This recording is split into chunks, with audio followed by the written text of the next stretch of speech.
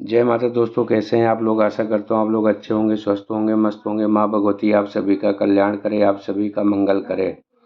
क्या मृत्यु के बाद पति पत्नी का रिश्ता खत्म हो जाता है? गरुड़ पुराण में बताया गया है।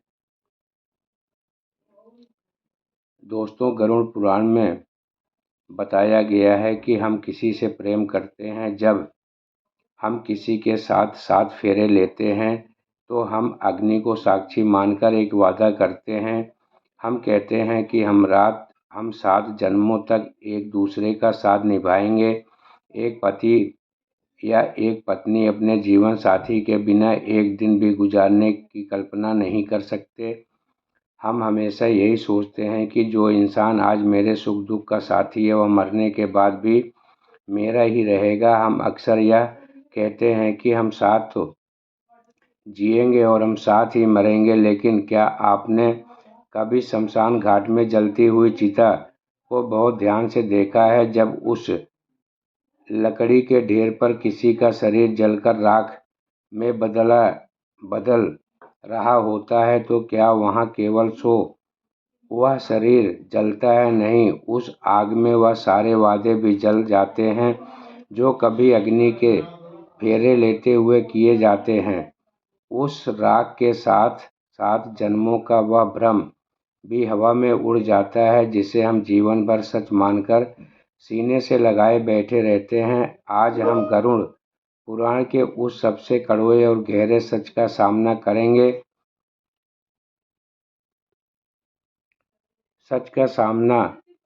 जिसे कोई भी आम इंसान सुनना नहीं चाहता है। वह शरीर ही नहीं बचेगा तो 7 जन्मों का साथ कहाँ जाएगा? जो इंसान आज आपके बिना एक पल नहीं रह सकता, क्या मरने के बाद वह किसी अनजान दुनिया में आपका इंतजार करेगा? वह सच आपको अंदर तक हिला देगा, क्योंकि ब्रह्मांड का नियम हमारी भावनाओं से नहीं चलता। जरा सोचिए उस पल के बारे में जब किसी की आखिरी सांस टूट जाती है, शरीर बिस्तर पर निठल्ला पड़ा रहता है, पत्नी अपने पति के सीने से लगकर रो रही है, या एक पति अपनी पत्नी के बेजान हाथों को पकड़कर विलाप कर रहा है। उस वक्त वह आत्मा जो भी अभी शरीर के बाहर निकली है, वह कहीं दूर आसमान में नहीं जाती, वह वहीं उसी कमरे के छत के पास मौजूद होती है। शुरुआत के कुछ पलों में तो उस आत्मा को समझ ही नहीं आता कि उसके साथ क्या हुआ। उसे अपना शरीर वैसा ही महसूस होता है जैसा जिंदा रहते हुए वह देखती है कि वह उसका जीवन साथी उसके लिए तड़प रहा है। उस आत्मा के अंदर मोह का एक ऐसा बवंडर उठता है जिसे शब्दों में नहीं बताया जा सकता।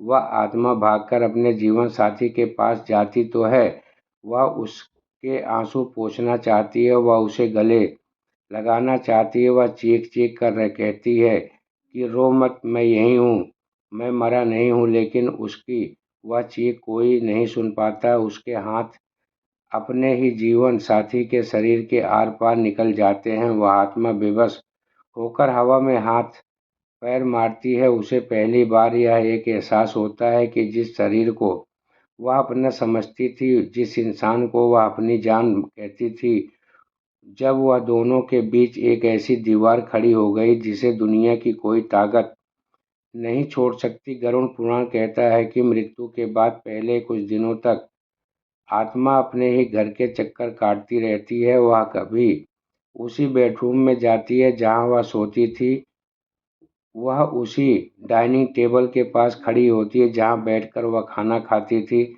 सबसे ज़्यादा तड़प उसे तब होती है जब रात के अंधेरे में उसका जीवन साथी उस खाली बिस्तर को देखकर रोता है। आत्मा भी उसके साथ रोती है। उसे लगता है कि काश कोई चमत्कार हो जाए, काश वह वापस उस मिट्टी के पुतले में घुस सके और कह सके कि मैं लौट आया हूँ। लेकिन जैसे जैसे दिन बीतते हैं, और ख़ास तौर पर जब परिवार वाले 13वीं का संस्कार करते हैं और पिंडदान करते हैं, तब उस आत्मा के ऊपर से मोह का वह भारी पर्दा धीरे धीरे हटने लगता है। पिंडदान कोई रस्म नहीं है, यह जीवित लोगों की तरह उसे उस आत्मा को दिया गया एक कठोर संदेश है। उस संदेश का मतलब होता है कि अब तुम्हारा और हमारा लेन देन पूरा हो चुका है।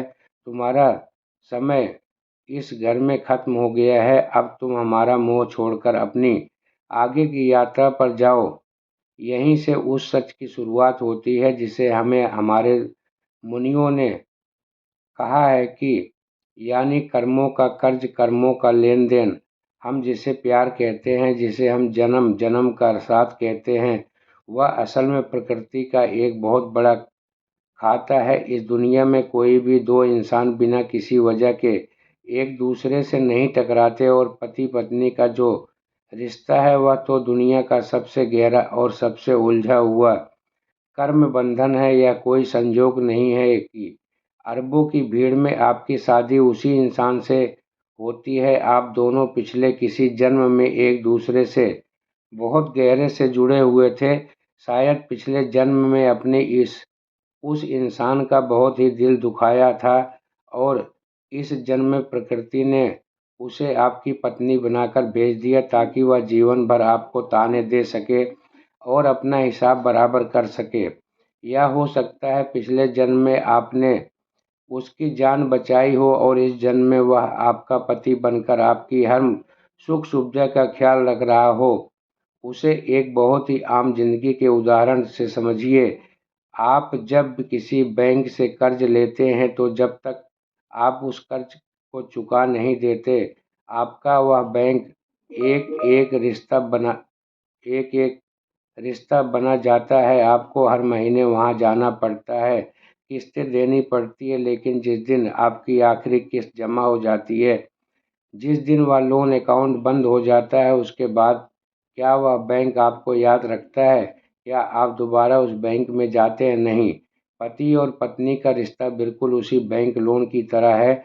जब दो लोग शादी के मंडप में बैठते हैं तो असल में अपना अपना कर्ज चुकाने का एग्रीमेंट साइन कर रहे होते हैं। वह एक ही छत के नीचे रहते हैं, एक दूसरे के सुख दुख बांटते हैं, बीमार होने पर एक दूसरे की सेवा करते हैं। यह सब कुछ वह नहीं कर रहे होते हैं तो या उनके कर्ज, उनके कर्म उनके उनसे करवा रहे होते हैं, और जिस पल जिस सेकंड वह कर्मों का हिसाब शून्य हो जाता है, वह लेन देन पूरा हो जाता है, ठीक उसी पल मृत्यु आ जाती है। मौत किसी बीमारी से नहीं आती, मौत किसी एक्सीडेंट से नहीं आती है। मौत तब आती है जब उस इंसान का आपके साथ लिखा हुआ दाना पानी और कर्मों का खाता हमेशा के लिए बंद हो जाता है। और जैसे ही वह खाता बंद होता है, मृत्यु के ठीक बाद वह पति पत्नी का पवित्र रिश्ता ब्रह्मांड के स्तर पर उसी क्षण राख हो जाता है। यह बात सुनने में बहुत भयानक लगती है, दिल को चीर देती है, लेकिन गरुड़ पुराण का यही अटल सत्य है। मृत्यु के उस पार कोई किसी का पति पत्नी नहीं होता, कोई किसी की पत्नी नहीं होती। आत्मा का अपना कोई रूप नहीं होता, आत्मा कोई लिंग नहीं होता। वो न आदमी है न औरत है। आदमी और औरत तो वह कपड़े थे जो आत्मा ने धरती पर पहनने थे। जब शरीर ही शमशान में जल गया तो वह पति होने का या पत्नी होने का ठप्पा भी उसी आग में जलकर खाक हो गया। जो बचता है वह एक आजाद चेतना है जो बिल्कुल अकेली है। अब आपके मन में एक बड़ा सवाल तूफान मचा रहा होगा कि अगर मौत के बाद रिश्ता खत्म हो जाता है तो फिर 7 जन्मों के साथ क्या मतलब है? क्या हमारे बुजुर्गों ने हमें धोखा दिया? नहीं, धोखा दिया नहीं दिया। हमने बस उनकी बात को गलत समझ लिया। हमने फिल्मों को देखकर मान लिया कि 7 जन्मों का मतलब है कि जो आज मेरा पति वो अगले जन्म में भी घोड़ी चढ़कर मेरे घर बारात लेकर आएगा। ऐसा नहीं होता। कर्मों का विज्ञान बहुत ही रहस्यमयी है। अगर इस जन्म में पति और पत्नी के बीच बहुत ज़्यादा मोह रह गया या उसका आपस में बहुत बड़ा हिसाब बाकी रह गया जो मौत की वजह से अचानक अधूरा छूट गया है, तो वह अगले जन्म में फिर से एक दूसरे के संपर्क में आएंगे, लेकिन उनके रिश्ते बदल चुके होंगे। प्रकृति ऊर्जा को नष्ट नहीं करती, वो सिर्फ रूप बदलती है।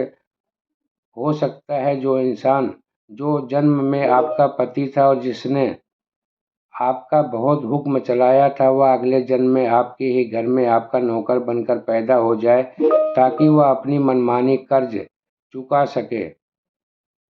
हो सकता है जो इस जन्म में आपकी पत्नी थी, वह अगले जन्म में आपकी बेटी बनकर आए, और अगर आप दोनों के बीच बहुत ज़्यादा नफरत और कलेश था, तो हो सकता है अगले जन्मों में आप एक दूसरे से सबसे बड़े दुश्मन बनकर पैदा हों, ताकि नफरत व उबलता हुआ घड़ा खाली हो सके। इसलिए यह जो हम सोचते हैं कि हम मरेंगे और स्वर्ग के दरवाजे पर हमारा जीवन साथी हमारा इंतजार कर रहा होगा, यह केवल इंसानी मन का एक दिमाग दिलासा है। वह कोई किसी का इंतजार नहीं करता।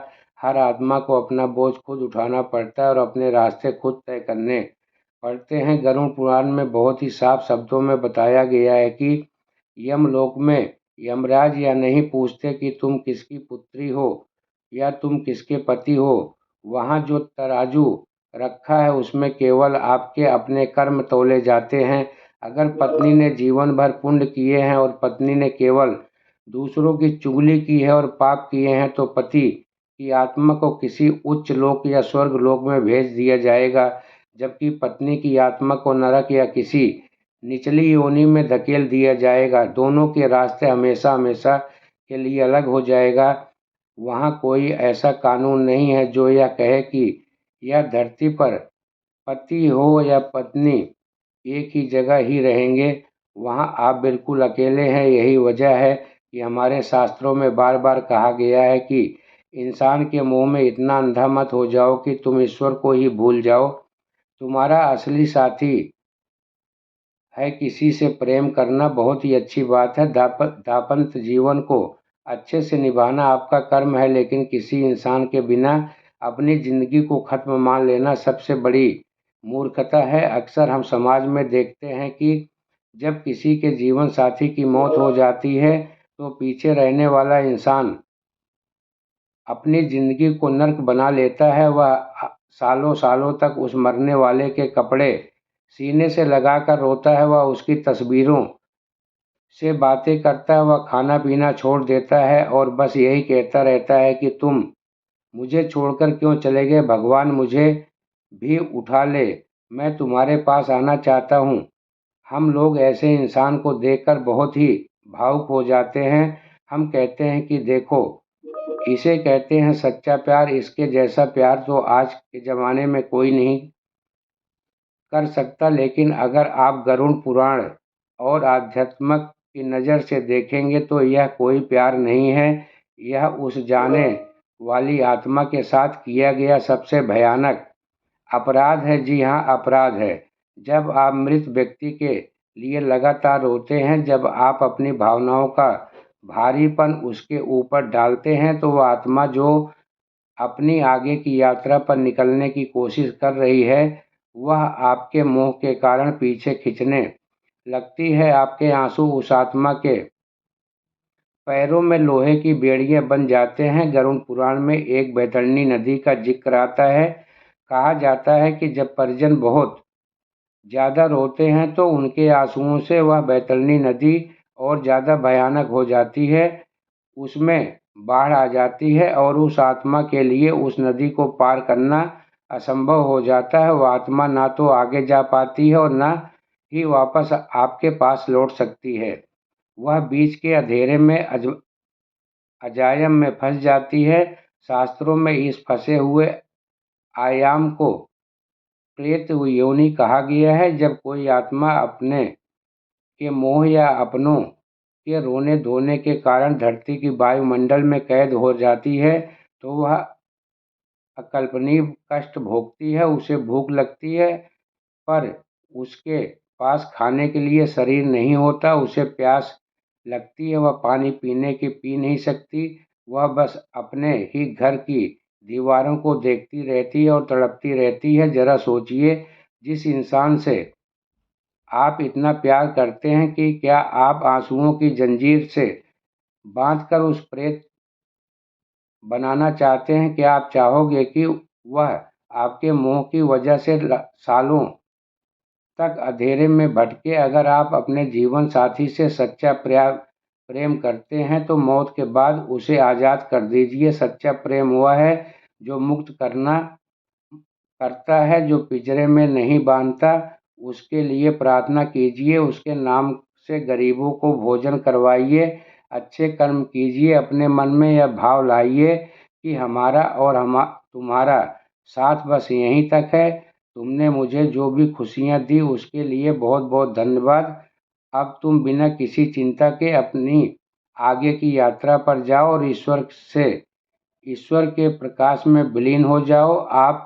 जब आप इस मजबूत और सच्चे भाव से उसे विदा करेंगे तो आत्मा का सारा बोझ उतर जाता है और उसे तुरंत शांति मिल जाती है। यहाँ पर और बहुत बड़ी गलती का जिक्र करना जरूरी है जो बहुत से लोग अनजाने में कर बैठते हैं कि कई बार जब जीवन साथी बिस्तर पर आखिरी सांसें गिन रहा होता है तो दूसरा साथी रोते हुए कुछ ऐसे वादे कर लेता है जो नहीं करना चाहिए, जैसे कि मैं तुम्हारे बिना कभी दूसरी शादी नहीं करूँगा, या मैं बहुत जल्द तुम्हारे पास आ जाऊँगी, या फिर मरते हुए इंसान से कहना कि तुम वहाँ से हमारा हमेशा मेरा और बच्चों का ख्याल रखना। आध्यात्मिक विज्ञान में इन वादों को एक बहुत बड़ा श्राप माना गया है। मौत के वक्त इंसान का अवचेतन मन 100 गुना ज़्यादा सक्रिय होता है। उस वक्त किया गया वादा भी संकल्प आत्मा के साथ चिपक जाता है। अगर मरने वाले से आपने रोने का वजह से यह बात बता दी तो मन में बैठा लीजिए कि आपका ख्याल रखना, तो वह आत्मा आप अपनी मुश्किल का रास्ता छोड़कर एक सूक्ष्म साया बनकर आपके दर्द गिर्द ही घूमती रहेगी। वह साया आपकी रक्षा तो करने की कोशिश करेगी लेकिन इस धरती के में नहीं कर पाएगी। तो दोस्तों, यह थी थोड़ी सी जानकारी। मेरे द्वारा दी गई जानकारी आप सबको अच्छी लगी हो, समझ में आई हो तो वीडियो को लाइक कर देना, चैनल को सब्सक्राइब करके शेयर ज़रूर करना ताकि और भी भक्तों का कल्याण हो सके और भी भक्तों का मंगल हो सके।